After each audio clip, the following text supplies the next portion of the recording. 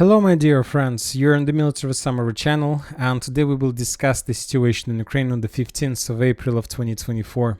Today we have a lot of very interesting updates, so let's start. First, let's talk about Kharkiv direction or Belgorod direction, or the direction of group of forces north. The Russians continue clearing the area along the border, trying to discover and to destroy as many as possible of bases and the small positions, temporary positions of the FPV drone operators. If you remember, during the previous few videos we were talking a lot that currently the Ukrainians try to understand where exactly the Russians are going to attack, are planning to attack. So that's why they were forced to concentrate a significant number of, let's say, FPV drone operators along the border with the purpose to control and to control the border and trying to understand where exactly the Russians are planning to start their main strike, their main attack. So that's why the Russians decided to use the situation, and the Russians, while the Ukrainians hunting for the concentration of Russian forces, the Russians started hunting on the Ukrainian FPV drone operators. And just during the previous 24 hours, we received at least 2 videos confirming that the Russians managed to discover and destroyed at least 2 bases of this type of unit.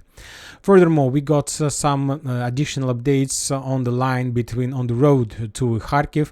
On this video, we can see another Ukrainian stronghold on the road. The Russians were bombing and attacking the Ukrainian positions, trying to clear the area before possible offensive operation. If you remember, this is the area in the vicinity of the village by the name of Niskuchna. This is Niskuchna. This is the area where the Ukrainians tried to attack the Russians during the Ukrainian attempts to cross the border. And obviously, if the Russians are going to counterattack the Ukrainians, they will try to move along these main roads. And this is going to be probably the first Russian road of attack to the south in direction of Kharkiv. And obviously, this is going to be the second one. So, of course, before the beginning of this operation, the Russians need to clear the road from Ukrainian strongholds and trenches and positions. And furthermore, the Russians continue, let's say, counter-artillery duels in the vicinity of Kharkiv. Few more artillery systems were destroyed as a result of counter-artillery duels just during the previous 24 hours. So everything is on schedule. For now, we can't know for sure and can't tell for sure when exactly the Russians are planning to start their Kharkiv buffer zone creation operation. Maybe before the Victory Day, before the 9th of May, or maybe after, right before or after the end of Zelensky president term. Now we are moving to Kupiansk direction, to the northern one. We have some small activity on the direction, but the most important is that Ukrainians decided to redeploy some forces from the northern Kupiansk directions to Chasiv. So this is the report we received on the area. The thing is that if you remember, during the let's say starting from November till the late March, there were few attempts from the Russian side to attack on Kupiansk. Mainly the main clashes were taking place in Simonofka, but most of those attacks were repelled by the Ukrainians, and the Russians, having significant losses, were forced to fall back. So that's why we can say that Ukrainians in this direction are completely fully blooded. So they had less losses in comparison with the Ukrainian forces in Zaporozhye, South Donetsk, or Avdiivka, or somewhere in Bakhmut. So they decided to use these reserves to stabilize the situation in the area of Chasiv. Now we are moving to the southern Kupiansk direction. We have some interesting details, and probably the Russians made necessary decisions. I'll remind you that starting of this year, the Russians made significant number of attempts to attack the Ukrainian positions along Zheribets River, but most of those attacks were repelled by the Ukrainians without even close combat. Most of the Russian attacks were repelled with FPV drones under the Ukrainian control, and the Russians had significant losses. And some experts tried to calculate the number of losses, and just for 1 month the Russians lost more than 100 tanks just on one small direction in let's say probably 10 or something like this kilometers. So significant losses just as a result of work of Ukrainian FPV drone operators. So that's why the Russians decided to bring some reinforcements and additional units on the direction just to conduct successful counter drone operations. And today we got the first video confirming the beginning of this operation. Just take a look at this video. On this video we can see 2 trucks, 2 buses, 2 light cars somewhere right among the fields during the let's say daylight, during the morning period of time, and the Ukrainians were unpacking their cars with FPV drone equipment. Probably they were preparing to start, let's say, another FPV drone operation somewhere in the fields, but the Russians discovered them, and then they destroyed this temporary position with Lancet, and the entire FPV drone unit was was destroyed. So this is just the first video we received about the Russian counter-drone duels, but very likely during the next few days we're going to receive more and more videos of this type. And if we're going to receive such a types of video, then we can make a conclusion that the Russians started counter-drone duels. Another headquarters or some position of armed forces of Ukraine was destroyed as a result of another Lancet strike.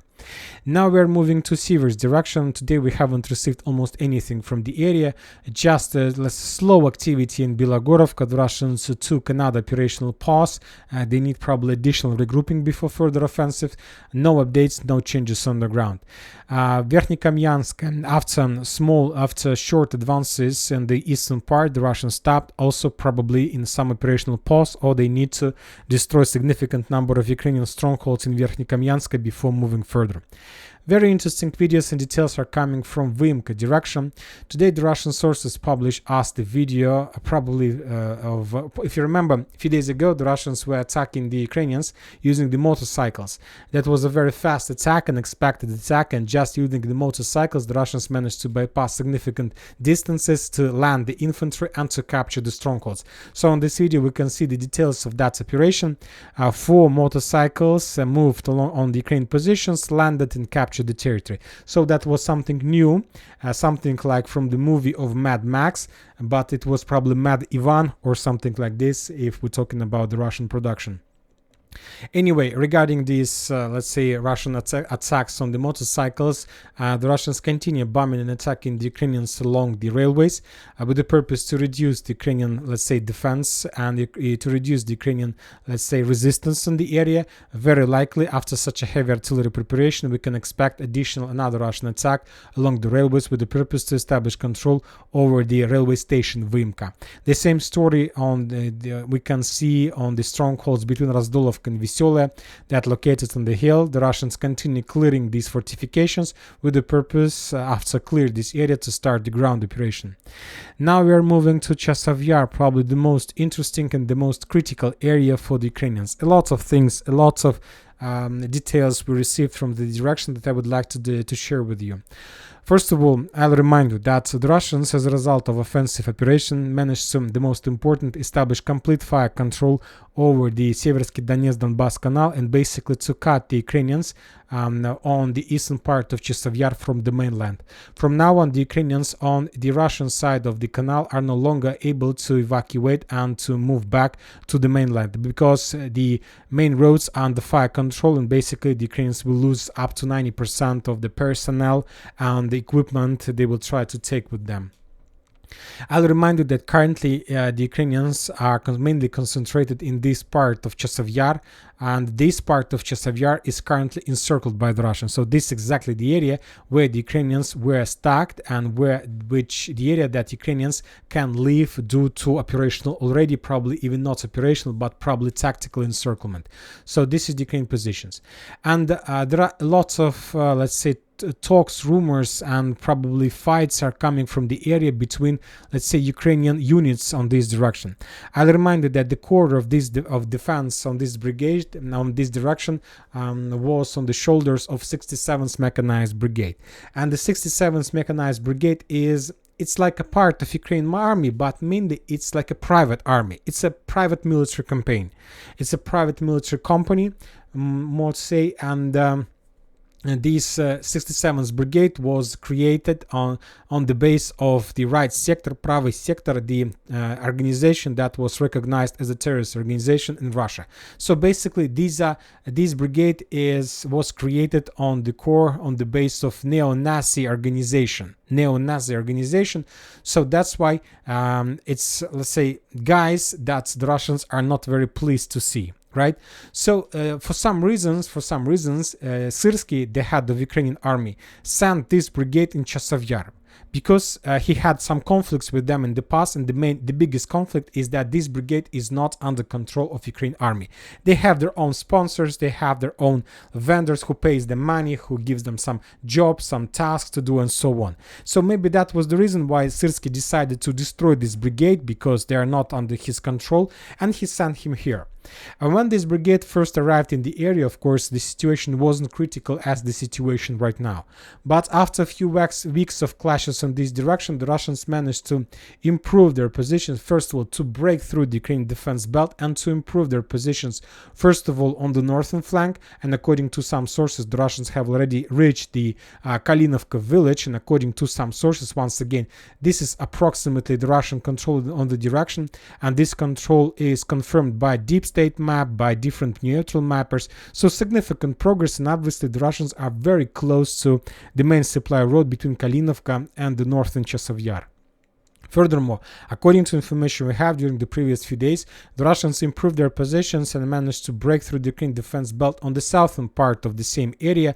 And according to different mappers, this is approximately the Russian control on these directions. So basically, the Russians, when talking about the northern part, they have almost reached Canal, but when talking about southern, the Russians have already reached and established complete fire control over the main supply roads. The Russians have mortar and artillery control everywhere and FPV drone.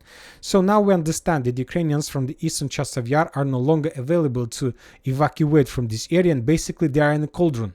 And this is the reason why the Russians start sending additional applications and letters to the Ukrainians in the area, suggesting them to surrender, because the Russians understand that regarding that Ukrainians in the area was encircled. Of course, it's even if the ground operation starts, the losses will be from both sides. So now the Russians just try to save their own personnel and Ukrainian personnel as well, because like this battle for eastern Chasiv Yar has already ended.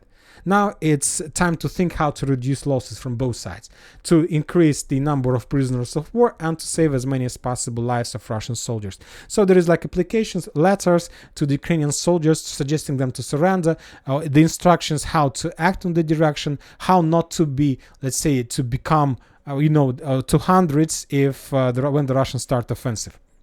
So the question is, how did it happen? How did it happen? And how the situation, let's say, developed as exactly as we can see right now. So once again, when the forces of 67th Brigade realized that the Russians are about to encircle this area and to capture, not to capture, but to create a cauldron, they realized that it's not a very good idea to be encircled and captured, because obviously there is a very low chances that any one of them would survive if the Russians captured them. Once again, this is neo-Nazi battalion, neo-Nazi brigade, and some soldiers and units from this brigade, for example, are responsible for some massacre in Odessa in 2014 when the entire building was burned with civilians inside. So it's like brainless guys in this brigade, a lot of them inside of this brigade, according to information we have from the open source. It's not my personal opinion. It's like what people says about this brigade in the internet and the open source. So that's what they realized, that very low chances to survive. And when they see that the situation is getting worse and worse and about critical, and just one day and they will lose any possibilities to run away, they abandoned their positions, they abandoned equipment, they abandoned everything they had and moved to the central Chasiv Yar. That's it. So that was the story that happened with them. Of course, the Ukrainian commanders, the Ukrainian officers were, let's say, ordering them to stand on their positions, not to surrender, not to fall back, not to abandon positions, but basically they ignored the orders and left the eastern Chasiv Yar. Of course, there are a lot of units in this part who stayed on their positions, and basically they were encircled by the Russians, not the forces of 67th Brigade. And we can say that on this, the story might be finished, right? But this is not like this. The worst thing just started. The thing is that after the forces of 67th Brigade left and abandoned their positions, most of the units on this direction from the Ukrainian side asked themselves, so if these neo-Nazi forces can leave their positions and nothing is happening to them, nobody established anti-retreat forces behind them, nobody is arresting them, nobody is putting them into jail, nobody is doing anything with them, and they start asking the most important and the smartest question. So, but why we should pay for every single decision we make? If we decide to surrender, we are traitors. If we decide to leave the positions under very heavy Russian fire of 1,500, we are cowards. So why there is a difference between the units and the forces of Ukraine army? And this questions forced Ukrainians on this direction to think, and they become smarter. They see right in front of their eyes that 67th Brigade left their positions, and they're starting asking themselves, but maybe we should also leave our positions.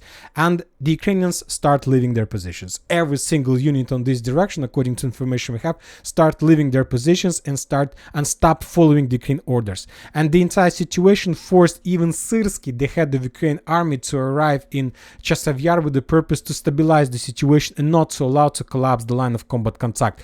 Because once again, 2 days ago, when Syrsky was talking that Russians are planning to capture Chasiv Yar before the 9th of May, it was very difficult to believe these words. But now I see that there is a chances that the Russians can do this if the situation continues to develop the same way. But there is another problem. When Syrsky arrived in the area, he decided to make a meeting in Chasiv Yar with the commanders and generals of brigades, of local brigades, who's responsible for defense. But the generals suggested Syrsky to make a meeting not in Chasiv Yar but in Konstantinovka, as far as possible from the line of combat contact, because the Ukrainian officers and generals basically are afraid of to go in Chasiv Yar, because they remember what happened with the Polish general who decided that he is the best hero ever, and he had his base right in front of Russian positions, and he was destroyed as a result of Iskander probably within a few hours when the Russians discovered when he arrived in the area. So Ukrainian commanders don't want to go to Chasiv Yar. They understand that there are very high chances, up to 100%, that they would be basically killed as a result of another Iskander. But Syrsky insisted on it, and the Ukrainians had a meeting, or maybe not. Currently, we don't know the information, and so that's why Syrsky was forced to arrive to Chasiv Yar just to stabilize the situation personally by himself. We'll see whether he's able to do this or not, but anyway, the situation is getting worse and worse. As of 15th of April, we haven't received any updates about any changes on the ground, because there is no changes. There is no need to have any changes, because currently there is negotiations between Russian soldiers, Russian commanders, Ukrainians in the eastern part and the Ukrainians in the central part, and now the parties are trying to have an agreement what to do next. The Ukrainians are forcing these Ukrainians to fight. The Russians are suggesting these Ukrainians to surrender. So we'll see what is going to win: smart brains, or I don't know, or some idea of rich people somewhere in Kiev. I don't know. We'll see. Now let's move further. We have additional updates from Slavyansk. Also, today the Russians made a significant number of strikes on some concentration of forces of the armed forces of Ukraine in Slavyansk with Iskander. We see the results of the strikes. The one temporary position was damaged and destroyed. And later we got some details about that attack. The sources are saying that about 40 people lost their lives, and the same number of heavy 300s after the strike in the morning on the Ukrainian Armed Forces air traffic control system in Slavyansk. Half of the foreign mercenaries, including French legionnaires, on vacation. Some were taken out by helicopters, others were taken by ambulance to Pavlograd.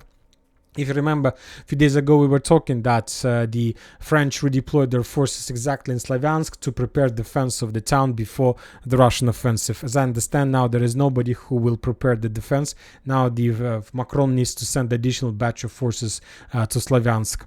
Now let's move further to Avdiivka direction. The Russians during the previous 24 hours managed to discover another concentration of Ukrainian forces somewhere in the vicinity of Pokrovsk, and as a result of Tornado airstrike, another batch of Ukrainian vehicles was destroyed. Probably there was some very important equipment, very, let's say, expensive equipment, but currently there is no more this expensive equipment. The Russians destroyed everything. Now let's move to Avdiivka itself. We got a lot of very interesting geolocations, and the most important geolocations are coming from a Cheretina area. If you remember, yesterday we got the video of how the Russians managed to break through the Ukrainian defense belt and basically to enter Cheretina itself. That was like astonished video of how the Russians managed to break through everything, and the Ukrainians basically can't resist, can't show any resistance to the Russians. And today we got another video of Russian positions on, let's say, in this part, on these intersections of the road from Novobakhmutovka to Berdichi and the tree line. As you can see, we have geolocation confirming this, but as you can see, we still haven't adjusted the map because, for example, currently I don't know for sure how exactly the Russians managed to reach this area. So this is the part, colored part, and this part is on the complete and the very heavy Ukraine fire. So somehow the Russians managed to answer the area, this part right in front of Novobakhmutovka, and currently the distance between the Russian positions and the Ukrainians is less than 500 meters. I haven't adjusted the map because I don't know whether the Russians answered this through line using this area, this route of attack, let's say along this line, or the Russians managed to reach these positions using, let's say, this route of attack. For now, it doesn't matter. For example, maybe tomorrow, the day after, this is not going to matter because every single square meter in this triangle will be captured by the Russians. But for now, it's important because if the Russians moved, let's say, along the southern part, that means that the situation in Berdichi has already ended, and very likely tomorrow we're going to receive about complete control over the village. But if the Russians moved here just along through the Atina village, then Berdicha still have another day or two to be under Ukraine control. Anyway, in a day or two, this will be captured by the Russians as well. But for now, this still can be under Ukrainian. So this is the only difference between these two roads of attack just for today. In 2 days, this is not going to matter anymore. Anyway, we see significant Russian progress, and we see that once again the Ukrainians are showing no resistance to the Russians.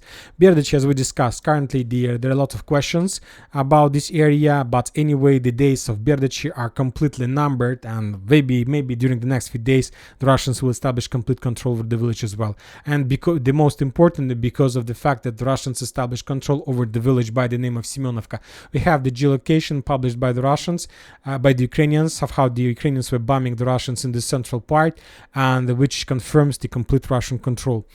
Furthermore, if you remember, just yesterday we were discussing these two videos of how the Ukrainians were trying to evacuate the wounded, probably soldiers somewhere in the central part, and probably with Humvee, and the Russians attacked this evacuation team with FPV. And we have another video of how the Ukrainians were trying to run away from the area with Bradley, but the Bradley was also damaged by FPV drones. So yes, if you remember, we made a conclusion that very likely today the Russians will establish complete control because the Ukrainians basically abandoned their positions, and today happened exactly as we discussed yesterday.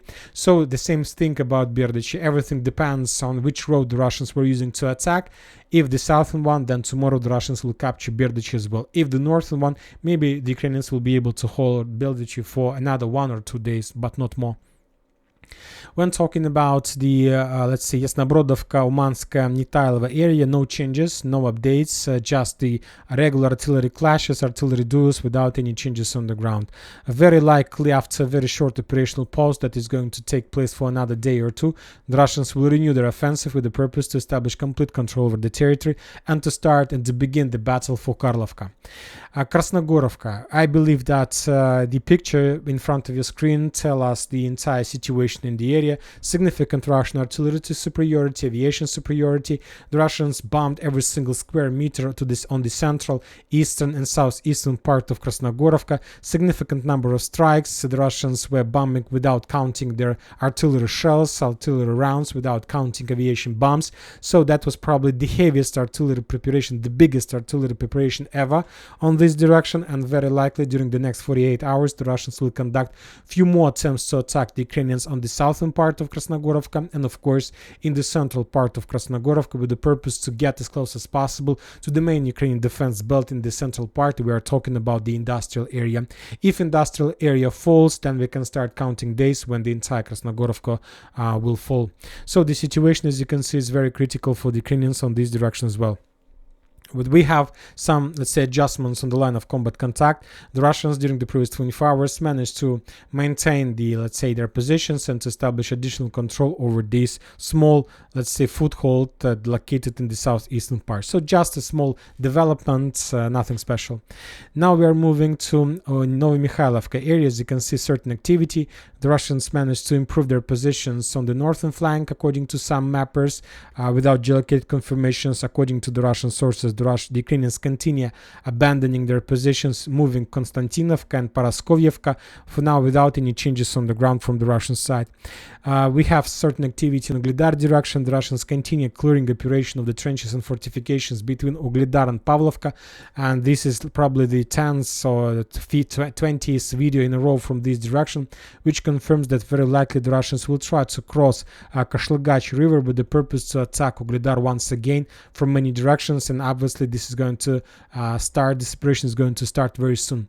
Maybe not before the May holidays, maybe after, but probably very soon. Urozhaina, the Russians continue bombing and attacking the Ukrainian forces, and the most important is that the Russians start dropping and throwing the letters and applications in the southern part of Urozhaina, suggesting the Ukrainians to surrender.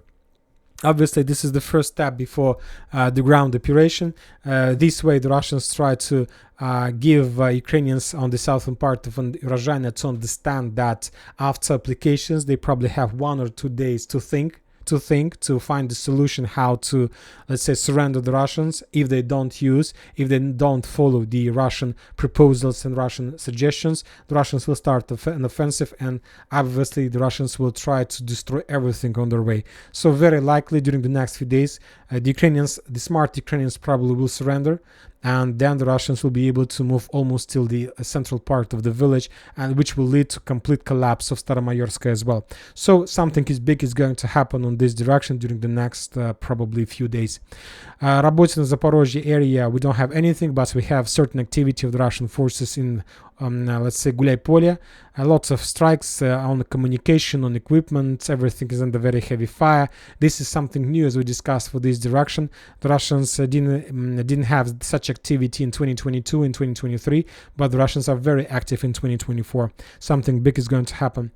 And that's it about the situation on the ground. We have a few more updates from Kiev. Ukraine continue blackmail the Western countries. The Ukrainians are not going to stop bombing and attacking the Russian energy facilities, oil refinery plants. They understand that this is a very good way to blackmail the United States of America, to force them to send air defense. The Ukrainians are saying, if you send us air defense systems, we will stop bombing Russian oil facilities. If you don't send us weapons, we will continue bombing, and this can cause some damage to the fuel market, and this can lead to the situation with increased prices for oil and fuel, of course. Today Budanov was discussing the situation on possible Russian offensive. He said that the Russians are planning to attack in the late May, in the beginning of June, and also he stated that Ukraine is ready to fight with Russia. So we'll see anyway. This is going to happen very soon. And also the United Kingdom, European countries confirmed that Western countries are not going to help Ukraine to bring down the Russian drones as they helped Israel against the Iran drones that we saw, that F-16s of United Kingdom and United States of America were bringing down the Iran missiles and Iran drones. We are not going to see the same story in Ukraine, and that was stated by the, let's say, official United Kingdom politicals, which confirms that Ukraine is never going to be, let's say, in the same level of interest as Israel for the United States of America. Furthermore, today, as we know, Israel promised to strike back Iran, and very likely this is going to lead to the situation that Western countries will be forced to send additional help to Israel, but no help to Ukraine, because they will not send help to Ukraine. Maybe they will. Anyway, soon we're going to see this. So this is a very bad situation for the Ukrainians. Without any help, they will not be able to hold for so long under the Russian pressure. And that's it for today. Military Summary channel reminds to condemn any violence in the world. Thank you for watching. Subscribe to my channel, put your likes, join my Patreon, and have a good day. Bye bye.